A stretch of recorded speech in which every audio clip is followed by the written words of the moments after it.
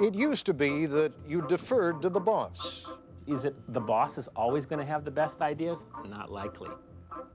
Here, nimble fingers, alert minds, and tireless machines. And it used to be in most companies that chaos was discouraged. This is where the crazies live. This is where we do our work. It's different. Good morning. Good morning. Used to be you were supposed to climb the corporate ladder. Good morning. Status is who comes up with the best ideas, not who's the oldest, not who's been with the company longest, not who has that biggest title. If you go into a culture and there's a bunch of stiffs going around, I can guarantee they're not likely to invent anything. You could stack us up big as big as you want. That's great. Thanks a lot. And we had a great time today. Well, forget the way it used to be. Tonight, the deep dive. One company's secret weapon for innovation.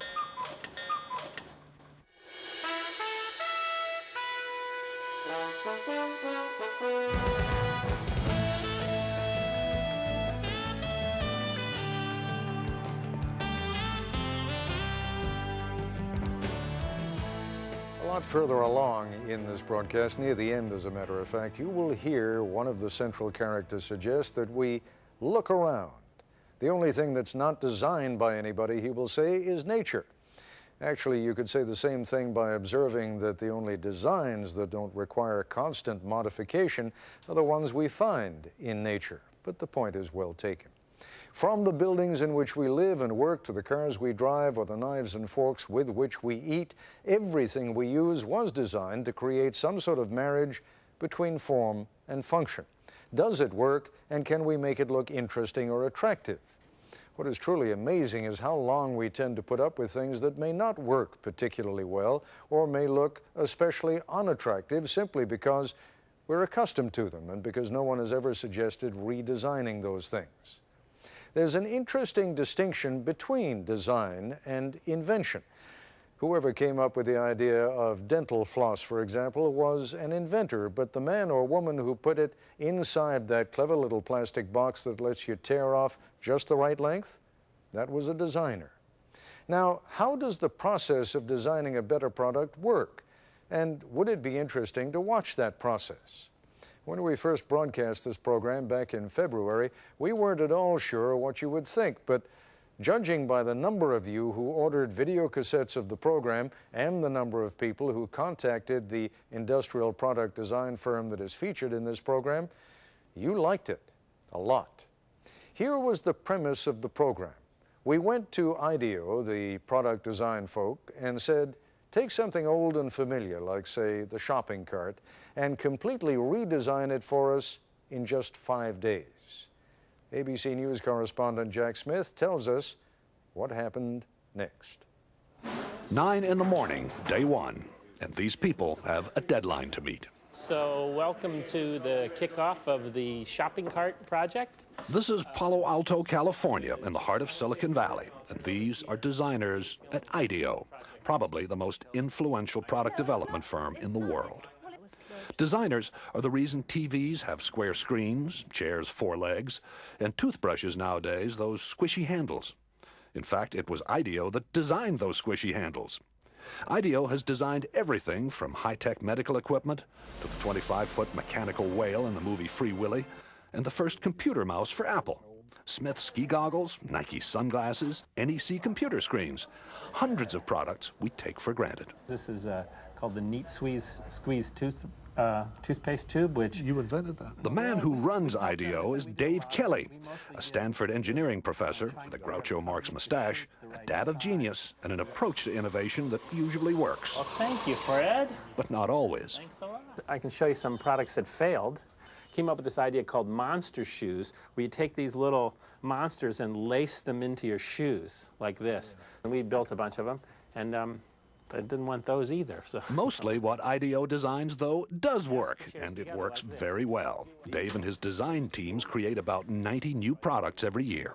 The point is that we're not actually experts at any given area. You know, we're kind of experts on the process of how you design stuff. So we don't care if you give us a toothbrush, a toothpaste tube, a tractor, a space shuttle, you know, a chair, it's all the same to us. We like want to figure out how to innovate by using our process, applying it. And so for the next 5 days, the team will apply that process to bringing the supermarket shopping cart into the 21st century.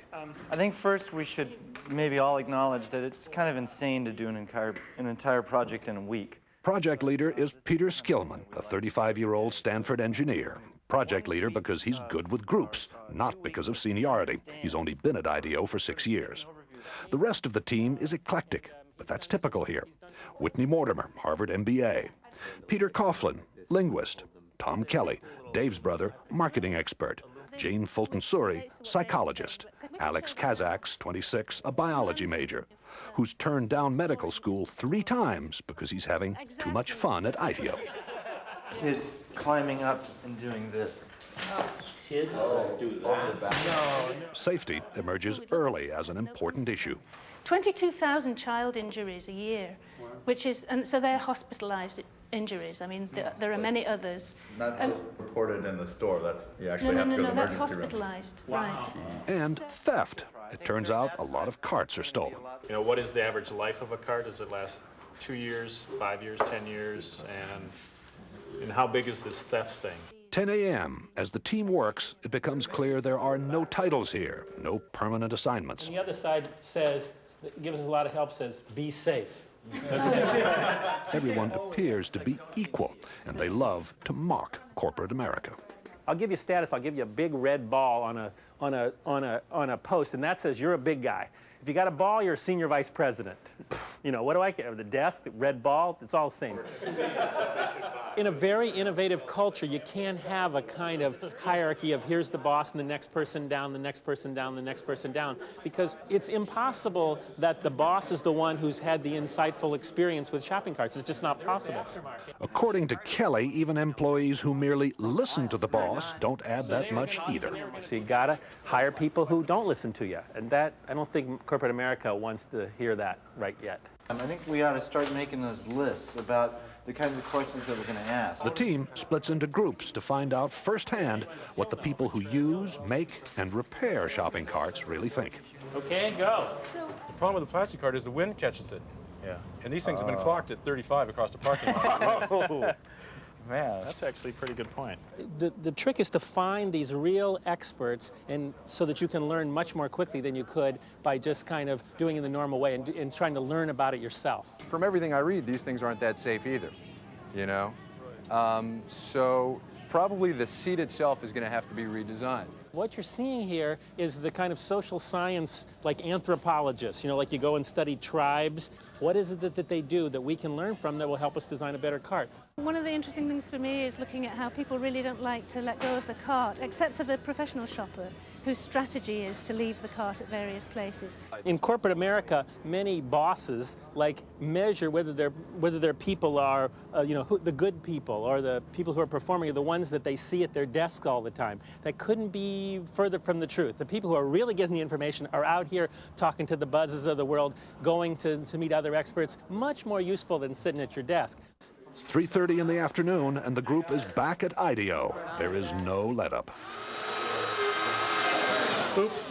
Each team is going to demonstrate and communicate and share everything that they've learned today. People went off in the 4 corners of the earth and are coming back with the golden keys to innovation. A shopping cart has been clocked at 35 miles an hour traveling through a parking lot in the wind. We were in the store, 2 hours, and it was truly frightening just to see the kind of stuff going on. You ought to designate some people to make damn sure that the store owner's point of view is represented. After 9 straight hours, the team is tired. They call it a day. So, everybody cool? Well, that's great. Thanks a lot. We had a great time today.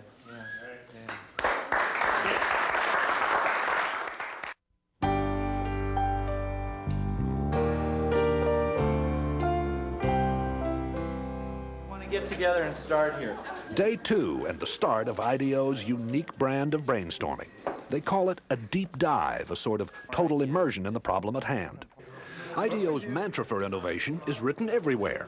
One conversation at a time. Stay focused. Encourage wild ideas. Defer judgment. Build on the ideas of others. That's the hardest thing for people to do, is to restrain themselves from criticizing an idea. So if anybody starts to nail an idea, they get the bell, you know. The deep dive begins, and for the next few hours, the ideas pour out and are posted on the walls. Oh, the blind, the privacy blind. Like when you're buying 6 cases of condoms, no one sees. Nesting is, it sort of has to nest. If it doesn't nest, we don't have a solution. How about Velcro pants and Velcro seats for the kids, and you just drop them down on there? And like Velcro seats? Velcro pants for kids? Yeah, see, you have to have some wild ideas. Then you build on those wild ideas, and they end up being better ideas than if you said, if everybody only came up with sane things, you know, kind of appropriate things, you'd never like have any points to take off to build a really innovative idea. It's organized chaos. Organized chaos. It's not organized. What it is it's focused chaos. By 11 a.m., the group begins narrowing down the hundreds of ideas written or drawn on the walls. How? By voting for them. Vote with your Post-it, not with an idea that's cool, but with an idea that's cool and buildable. If it's too far out there and it can't be built in a day, then I don't think we should vote on it. Why not have you be the judge? You're the boss. Because I'm going to be wrong. It's the team that's able to really judge what the best idea is. Otherwise, ideas wouldn't come out? That's right. Enlightened trial and error succeeds over the planning of lone genius. Enlightened trial and error succeeds over the planning of the lone genius. If anything sums up Ideo's approach, that is it. That and the focused chaos that seems to go with it. I take a point of view. I call it the sport utility vehicle cart. It is noon. Worried that the team is drifting, what can only be called a group of self-appointed adults under Dave Kelly holds an informal side session. We don't want to tell them what to build, or else we take away the benefit of the whole thing, right? What needs should they optimize their solution to? Yes. The purpose is to refocus the deep dive. Maybe we arbitrarily say we could do 5 teams. 4 or 5 teams. 4 or 5 teams, and we give each team a need area. Hey, can we grab everybody over to the wall here? There has to be a command decision. It becomes very autocratic for a very short period of time in defining what things people are going to work on. Like it or not, the team is told it will split into groups to build mock-ups, covering 4 areas of concern that have been identified. Shopping, safety, checkout, and finding what you're looking for. I noticed that toward the end of the process, the adults took over. Yeah, that's because we have no choice but to stop that cycle. I mean, there's if you don't work under time constraints, you could never get anything done because it's a messy process and go on forever. While the team starts building prototypes, Dave Kelly takes me on a tour of the rest of Ideo. What's happening in here is that's a client meeting. That's a first client meeting. That's the first time we met with the client. So we haven't trained them yet. If we took them straight from there into a room where music was blaring and everybody was throwing Nerf darts at each other, that would be a little hard to take. You know, so we're warming them up. But this is where the crazies live. This is where we do our work. It's different. You can tell whether a place is playful in about the first 15 minutes as you walk down the hall. Being playful is of huge importance for being innovative. I mean, if you go into a culture and there's a bunch of stiffs going around, I can guarantee they're not likely to invent anything. Invent anything like this futuristic-looking instrument for kids. So no matter what you do with that thing, you always sound great. You always sound good. You have to make it so that this can happen. Whoa, it didn't break. No, it didn't break. There's a whole department at Ideo devoted to toys. Turns out to be one of its most profitable areas. Fun, too. So we've got these little wings, and no matter what you do, if I get in trouble here, it's always a spiral. At Ideo, they found that fresh ideas come faster in a fun place. Not only is the furniture on wheels to suit the needs of the moment, but people are encouraged actually to build their own work areas. And they were designing this space, and they said to me, you know, we'd like to have, you know, $4,000 extra in our budget for a DC-3 wing.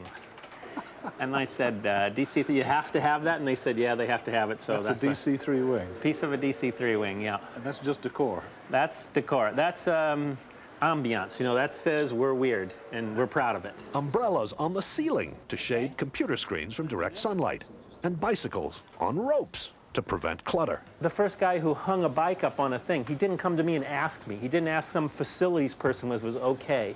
He tried it. And then, like, he waited and see if anybody complained. If nobody complained, another guy hung a bike up. And pretty soon, everybody's got their bikes up and nobody's complained, right? So it's that whole thing of trying stuff and ask forgiveness, you know, instead of asking permission, is the way people come up with new ideas. Ideo has such a reputation for innovation that client companies are increasingly asking Dave not just for new products, but also to remake their corporate cultures. You may be looking at the workplace of the future here. It's one thing to be able to do a product once in a while, but if you can build a culture and a process where you routinely come up with great ideas, that's what the companies really want. Okay, Peter, we're done.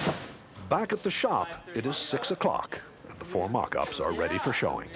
Baskets also can be, if you think you will have more volume, baskets can be put in. A modular shopping cart you pile hand baskets onto. A high-tech cart that gets you through the traffic jam at checkout. That you could mount a scanner on the shopping cart so that you as the customer, as you pull it off the shelf, would scan each item. One that's built around child safety, and another that lets shoppers talk to the supermarket staff remotely. Yeah, where can I find the yogurt? But the adults, again, decide more work needs to be done before the mock-ups can be combined into one last prototype. Why don't we have all the carts come up here for a second? I think you take a piece of each one of these ideas and kind of back it off a little bit and then put it in the, design. The design is still not there. But there's another motto at Ideo: fail often in order to succeed sooner. And some of the team will be up half the night trying to put together a design that finally does work.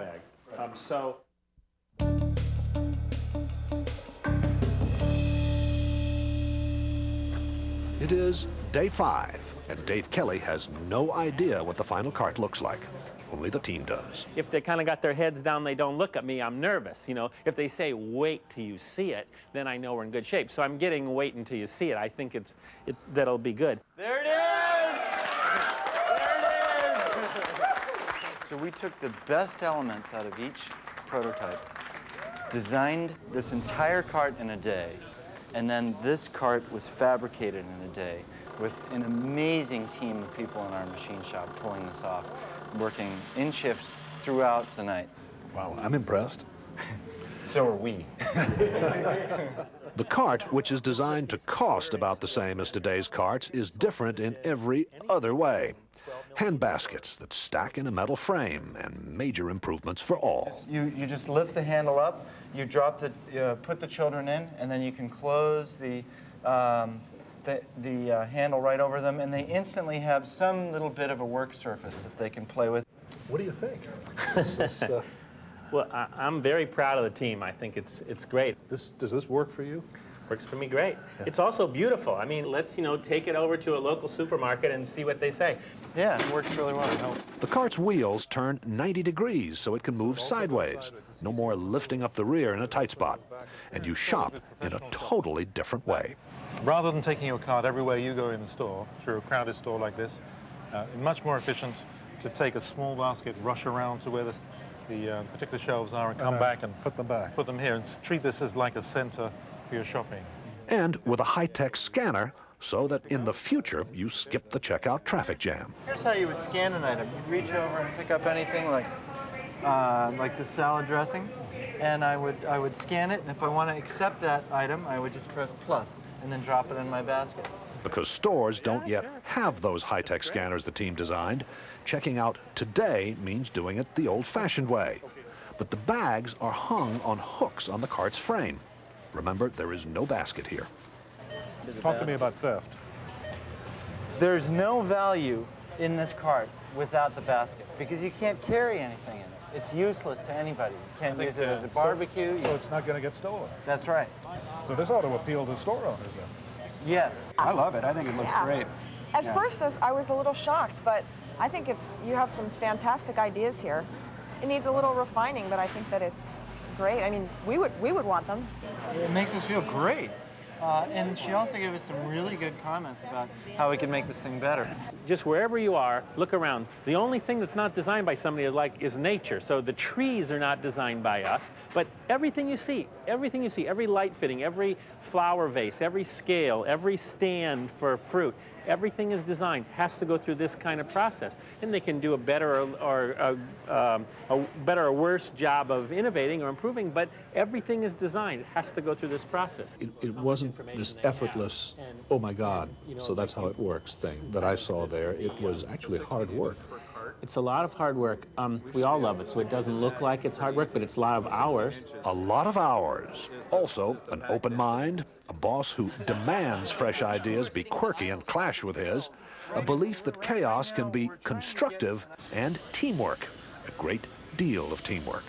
And these are the recipe for how innovation takes place. This is Jack Smith for Nightline in Palo Alto, California.